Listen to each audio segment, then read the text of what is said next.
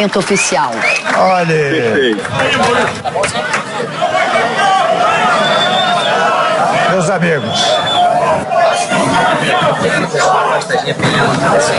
eu quero cumprimentar todos os ministros empossados, os senhores governadores, senhoras e senhores parlamentares, familiares, amigos, senhoras e senhores. Eu pretendia que esta cerimônia fosse extremamente sóbria e discreta, como convém ao momento que vivemos. Entretanto, eu vejo o entusiasmo dos colegas parlamentares, dos senhores governadores, e tenho absoluta convicção de que este entusiasmo deriva precisamente da longa convivência que nós todos tivemos ao longo do tempo. Até pensei, num primeiro momento, que não lançaria nenhuma mensagem nesse momento. Mas percebi, pelos contatos que tive nestes 2 últimos dias, que indispensável seria esta manifestação.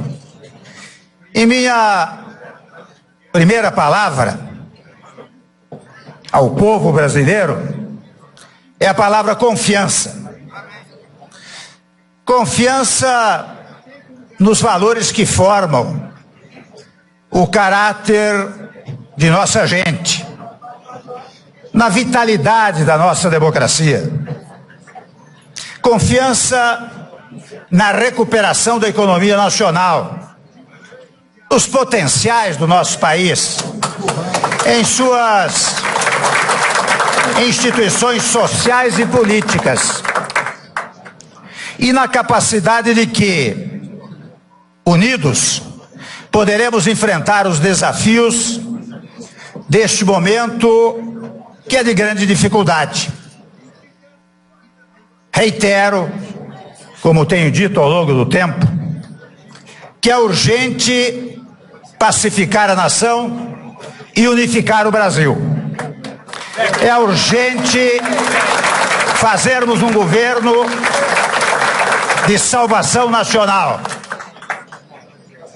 Partidos políticos, lideranças e entidades organizadas e o povo brasileiro hão de emprestar sua colaboração para tirar o país desta grave crise em que nos encontramos. O diálogo é o primeiro passo para enfrentarmos os desafios para avançar e garantir a retomada do crescimento. Ninguém, absolutamente ninguém, individualmente, tem as melhores receitas para as reformas que precisamos realizar. Mas nós, governo, parlamento e sociedade, juntos vamos encontrá-las. Eu conservo a absoluta convicção de que é preciso resgatar a credibilidade do Brasil no concerto interno e no concerto internacional, fator necessário para que empresários dos setores industriais, de serviços, do agronegócio e os trabalhadores, enfim, de todas as áreas produtivas, se entusiasmem e retomem em segurança com seus investimentos.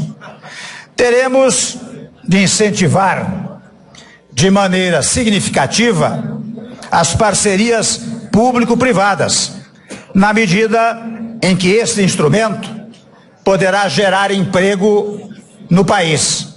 Sabemos que o Estado não pode tudo fazer. Depende da atuação dos setores produtivos, empregadores de um lado e trabalhadores de outro. São estes dois polos que irão criar a nossa prosperidade. Ao Estado compete, vou dizer aqui o óbvio, compete cuidar da segurança, da saúde, da educação, ou seja, dos espaços e setores fundamentais que não podem sair da órbita pública. O restante terá que ser compartilhado com a iniciativa privada, aqui entendida como a conjugação de ação entre trabalhadores e empregadores. O emprego, sabemos todos, é um bem fundamental para os brasileiros. O cidadão, entretanto, só terá emprego se a indústria, o comércio e as atividades de serviço estiverem todas caminhando bem. De outro lado, um projeto que garanta a empregabilidade exige a aplicação e a consolidação de projetos sociais, por sabermos todos que o Brasil, lamentavelmente, ainda é um país pobre. Portanto, reafirmo, e o faço em letras garrafais, vamos manter os programas sociais, o Bolsa Família, o Pronatec, o FIES, o ProUni, o Minha Casa Minha Vida, entre outros, são projetos que deram certo e, portanto, terão sua gestão aprimorada. Aliás, aqui mais do que nunca, nós precisamos acabar com um hábito que existe no Brasil, em que, assumindo outrem no governo, você tem que destruir o que foi feito. Ao contrário, você tem que prestigiar aquilo que deu certo, completá-los, aprimorá-los e encetar outros programas que sejam úteis para o país. Eu expresso, portanto, nosso compromisso com essas reformas, não é? Mas eu quero fazer uma observação. É que nenhuma dessas reformas alterará os direitos adquiridos pelos cidadãos brasileiros. Quando menos fosse, sê-lo-ia pela minha formação democrática e pela minha formação jurídica. Quando me pedirem para fazer alguma coisa, eu farei como Dutra. O que é que diz o livrinho? O livrinho é a Constituição Federal. Nós temos de organizar as bases do futuro. Muitas matérias estão em tramitação no Congresso Nacional. Eu até não ia falar, viu? Mas como todo mundo está prestando atenção, eu vou dar toda uma programação aqui, né? As reformas fundamentais serão fruto de um desdobramento ao longo do tempo. Uma delas, eu tenho empenho e terei empenho nisso, porque creio nela, é a revisão do Pacto Federativo.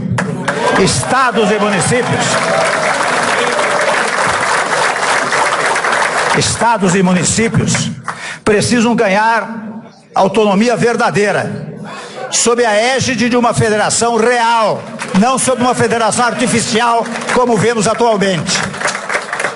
A força da União, nós temos que colocar isso na nossa cabeça, deriva da força dos estados e dos municípios. Há matérias, meus amigos, controvertidas, como a reforma trabalhista e a previdenciária. A modificação que queremos fazer tem como objetivo, e só se este objetivo for cumprido, é que elas serão levadas adiante, mas tem como objetivo o pagamento das aposentadorias e a geração de emprego, para garantir o pagamento, portanto. tem como garantia a busca da sustentabilidade para assegurar o futuro. Esta agenda difícil, complicada, não é fácil, ela será balizada, de um lado pelo diálogo e de outro pela conjugação de esforços. Ou seja, quando editarmos uma norma referente a estas matérias, será pela compreensão da sociedade brasileira.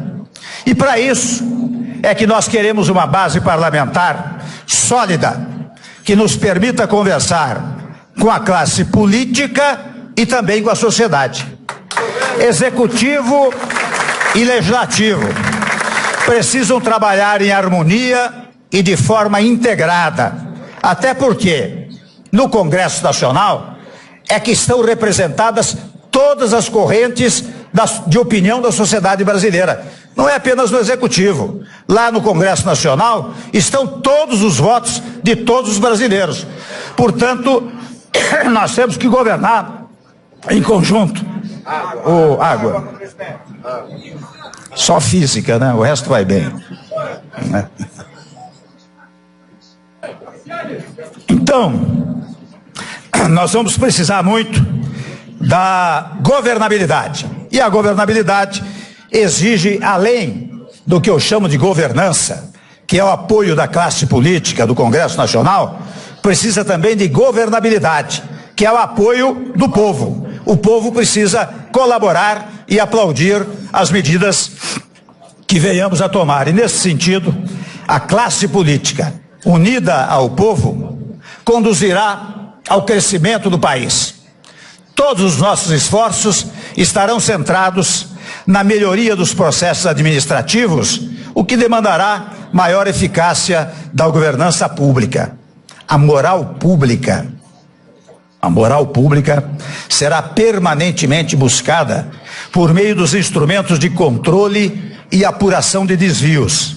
Nesse contexto, tomo a liberdade de dizer que a Lava Jato tornou-se referência e, como tal, deve ter prosseguimento e proteção contra qualquer tentativa de enfraquecê-la.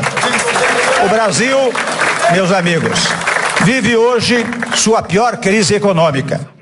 São 11 milhões de desempregados, inflação de 2 dígitos, déficit quase de 100 bilhões de reais, recessão e também grave a situação caótica da saúde pública no Brasil. Nosso maior desafio é estancar o processo de queda livre na atividade econômica, que tem levado ao aumento do desemprego e à perda do bem-estar da população. Para isso, é imprescindível reconstruirmos os fundamentos da economia brasileira e melhorarmos significativamente o ambiente de negócios para o setor privado, de forma que ele possa retomar sua vocação natural de investir, de produzir e gerar emprego e renda.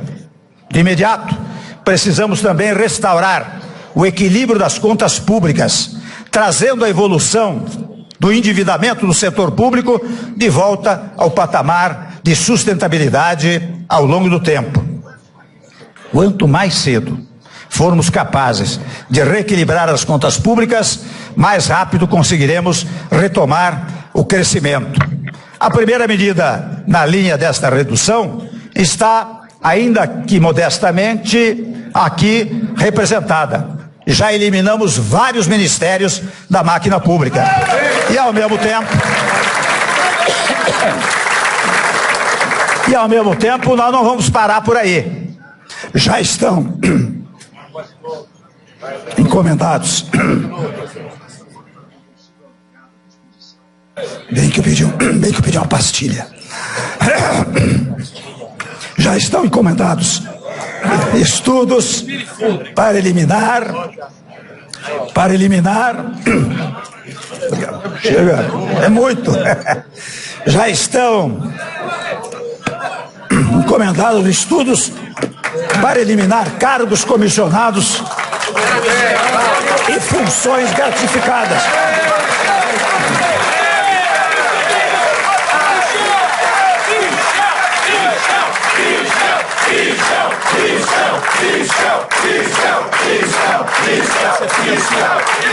Sabidamente, funções gratificadas desnecessárias, sabidamente na casa de milhares e milhares de funções comissionadas.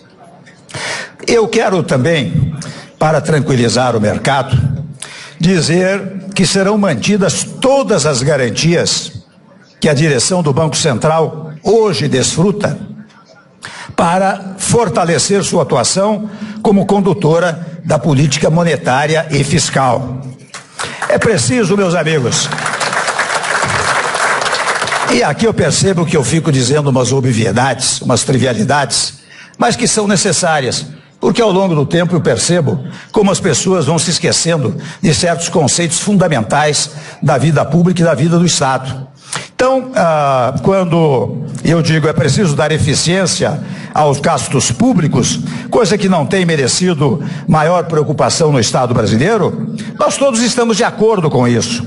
Nós precisamos atingir aquilo que eu chamo de democracia da eficiência, porque se no passado nós tivemos, por força da Constituição, um período da democracia liberal, quando os direitos liberais foram exercitados amplamente, se ao depois, ainda ancorado na Constituição, nós tivemos o desfrute dos chamados direitos sociais que estão previstos na Constituição, num dado momento aqueles que ascenderam ao primeiro patamar da classe média começaram a exigir eficiência do serviço público e eficiência dos serviços privados. E é por isso que hoje nós estamos na fase da democracia da eficiência, com o que eu quero contar, com o trabalho dos senhores ministros, do parlamento e de todo o povo brasileiro. Eu quero também remover, pelo menos nós faremos um esforço extraordinário para isto, a incerteza introduzida pela inflação dos últimos anos. Inflação alta, vai mais uma trivialidade, atrapalha o crescimento, desorganiza a atividade produtiva e turva o horizonte de planejamento dos agentes econômicos. E sabe quem sofre as primeiras consequências desta inflação alta? É a classe trabalhadora e os segmentos menos protegidos da sociedade, é que pagam a parte mais pesada dessa conta. Nós todos sabemos que há um bom tempo o mundo está de olho no Brasil. Os investidores acompanham com grande interesse as mudanças no nosso país. Havendo condições adequadas, e nós vamos produzi-las, a resposta será rápida, pois é grande a quantidade de recursos disponíveis no mercado internacional e até internamente, e ainda maior as potencialidades no nosso país. É com base no diálogo, nós adotaremos políticas adequadas para incentivar a indústria, o comércio, os serviços e os trabalhadores. E a agricultura, tanto a familiar quanto o agronegócio. Precisamos prestigiar a agricultura familiar, que é quase um micro empreendimento na área da agricultura, especialmente apoiando e incentivando os micros, pequenos e médios empresários. Além de modernizar o país, estaremos realizando o maior objetivo do governo: reduzir o desemprego, que há de ser, os senhores percebem que eu estou repetindo este fato, porque eu tenho tido, e os senhores todos têm tido, contato em todas as partes do país com famílias desempregadas. E nós vemos o desespero desses brasileiros que contam com um país com potencialidades extraordinárias e que não consegue levar adiante uma política econômica geradora de empregos para todos os brasileiros.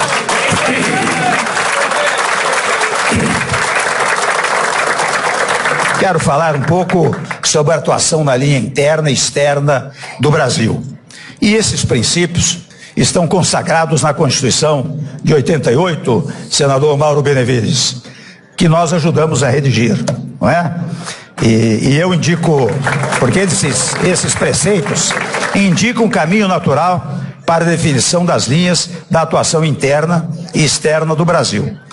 Os senhores veem que eu insisto muito no tema da Constituição, porque, a meu modo de ver, toda vez que nós nos desviamos dos padrões jurídicos, e o direito existe exata e precisamente para regular as relações sociais, quando nós nos desviamos dos limites do direito, nós criamos a instabilidade social e a instabilidade política. Por isso que eu insisto sempre na invocação do texto constitucional. Pois muito bem, nesta Constituição, a independência nacional, a defesa da paz e da solução pacífica de conflitos, o respeito à autodeterminação dos povos, a igualdade entre os estados, a não intervenção, a centralidade dos direitos humanos e o repúdio ao racismo e ao terrorismo, dentre outros princípios, são valores profundos de nossa sociedade e traçam a imagem de um país pacífico e ciente dos direitos e deveres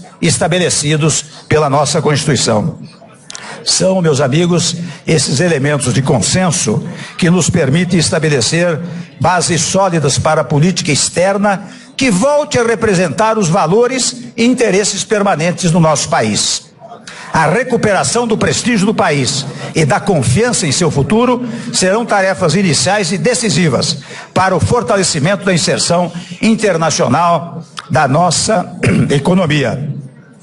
Agora, em agosto, o Brasil estará no centro do mundo com a realização das Olimpíadas no Rio de Janeiro. Bilhões de pessoas assistirão jogos. Jornalistas de vários países estarão presentes para reportar o país sede das competições. Muito além dos esportes, sabemos disso, as pautas se voltarão para as condições políticas e econômicas do país. Tão cedo, não voltaremos a ter oportunidade como esta, de atrair a atenção de tanta gente, ao mesmo tempo, em todos os cantos do mundo. Nesta tarde de quinta-feira, porém, e desde já, pedindo desculpas pelo possível, para usar um refrão, né? Pelo possível alongado da exposição, eu quero reiterar que a minha intenção era realizar esta cerimônia, digamos assim, com a maior sobriedade possível. Estamos fazendo, porque sem embargo do entusiasmo de todos os senhores, todos nós compreendemos o momento difícil, delicado, ingrato que estamos todos passando. Por isso, nesta tarde de quinta-feira, não é momento para celebrações, mas para uma profunda reflexão.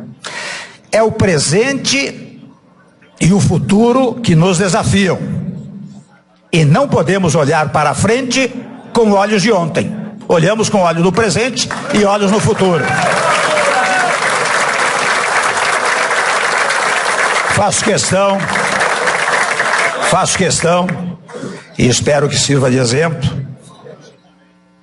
de declarar meu absoluto respeito institucional à senhora presidente Dilma Rousseff. Não discuto aqui as razões pelas quais foi afastada. Quero apenas sublinhar a importância do respeito às instituições e a observância à liturgia nas questões, no trato das questões institucionais. É uma coisa que nós temos que recuperar no nosso país. Uma certa cerimônia não pessoal, mas uma cerimônia institucional. Uma cerimônia em que as palavras não sejam propagadoras do mal-estar entre os brasileiros, mas ao contrário, que sejam propagadoras da pacificação, da paz, da harmonia, da solidariedade, da moderação, do equilíbrio entre todos os brasileiros. Tudo o que disse, meus amigos, faz parte de um ideário que ofereço ao país, não em busca da unanimidade, que é impossível, mas como início de diálogo com busca de entendimento. Farei muitos outros pronunciamentos. E meus ministros, também, meus ministros é exagerado, são ministros do governo, né? O presidente não tem vice-presidente, não tem ministro. Quem tem ministro é o governo. Então, os ministros do governo, né,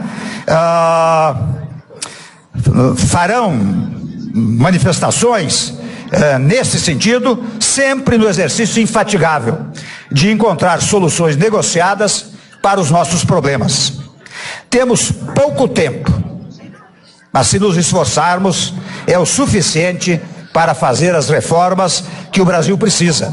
E aí, meus amigos, eu quero dizer, mais uma vez, da importância desta harmonia entre os poderes, em primeiro lugar. Em segundo lugar, a determinação da própria Constituição, e eu a cumprirei, no sentido de que cada órgão do poder tem as suas tarefas. O Executivo executa, o Legislativo legisla, o Judiciário julga. Ninguém pode interferir em um ou outro poder por uma razão singela. A Constituição diz que os poderes são independentes e harmônicos entre si. Ora bem, nós não somos os donos do poder, nós somos exercentes do poder.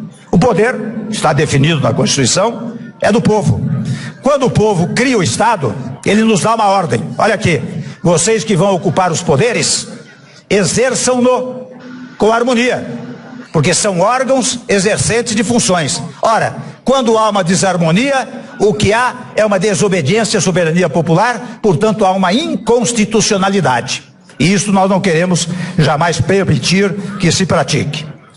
Dizia aos senhores que a partir de agora nós não podemos mais falar em crise. Trabalharemos. Aliás, há pouco tempo eu passava por um posto de gasolina na Castelo Branco e o sujeito botou uma placa lá. Não fale em crise. Trabalhe. Eu quero ver até se consigo espalhar essa frase com 10, 20 milhões de outdoors por todo o Brasil, porque isso cria também um clima de harmonia, de interesse, de otimismo, não é verdade? Então, não vamos falar em crise, vamos trabalhar. O nosso lema, que não é um lema de hoje, nosso lema é ordem e progresso. A expressão da nossa bandeira não poderia ser mais atual, como se hoje tivesse sido redigida. Finalmente, meus amigos, fundado num critério de alta religiosidade, e vocês sabem que religião vem do latim religo, religare, portanto você, quando é religioso, você está fazendo uma religação, e o que nós queremos fazer agora com o Brasil é um ato religioso, é um ato de religação de toda a sociedade brasileira com os valores fundamentais do nosso país. Por isso que eu peço a Deus que abençoe a todos nós, a mim, a minha equipe, aos congressistas, aos membros do Poder Judiciário e ao povo brasileiro, para estarmos sempre à altura dos grandes desafios que temos pela frente. Meu muito obrigado e um bom Brasil para todos nós.